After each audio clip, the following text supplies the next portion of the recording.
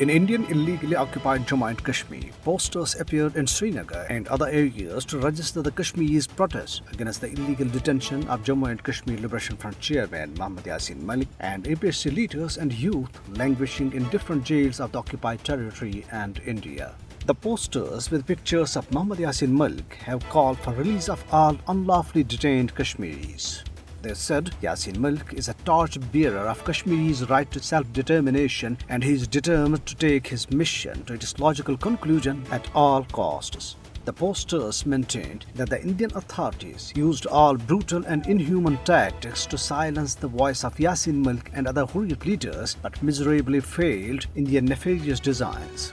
Similar posters also appeared on social media, urging the United Nations to shun its criminal silence on Indian atrocities in Indian illegally occupied Jammu and Kashmir and take steps for the resolution of Kashmir dispute in accordance with the Kashmiris' aspirations. A large number of Pakistanis and Kashmiris held a forceful protest demonstration outside the National Press Club Islamabad today to draw the attention of the international community towards the victimization of Jammu Kashmir Liberation Front chairman Mohammad Yasin Malik by the Narendra Modi-led fascist Indian government. The protesters demanded Yasin Malik's immediate and unconditional release. The UK Minister of State in the Foreign Office, Lord Tariq Ahmed, responding to a question, told the House of Lords that the British government is monitoring the trial of incarcerated Mohammad Yasin Malik very closely.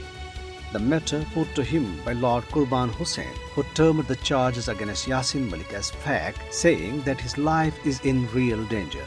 The Kashmir watchers and political experts have expressed the apprehension that in order to punish Yasin Malik for challenging India's illegal occupation of Jammu and Kashmir, the Indian authorities may award life imprisonment or even death sentence to him in the fake cases registered against him.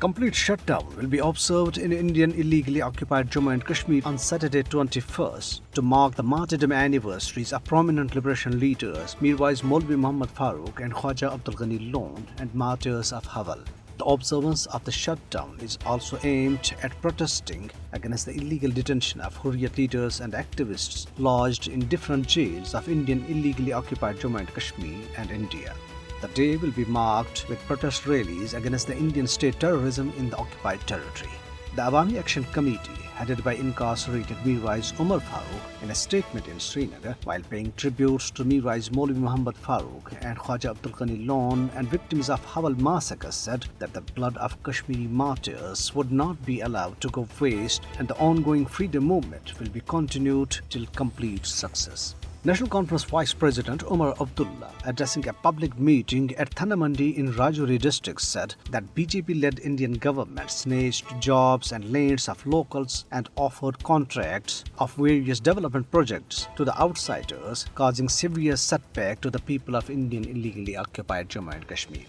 The Indian American Muslim Council, an advocacy group, in a statement, condemned the order of an Indian court to seal part of the historic Gyanvapi Mosque in Varanasi city of Indian state of Uttar Pradesh. The IAMC said the development is a potential to pave the way for the demolition of the mosque like historic Babri Masjid.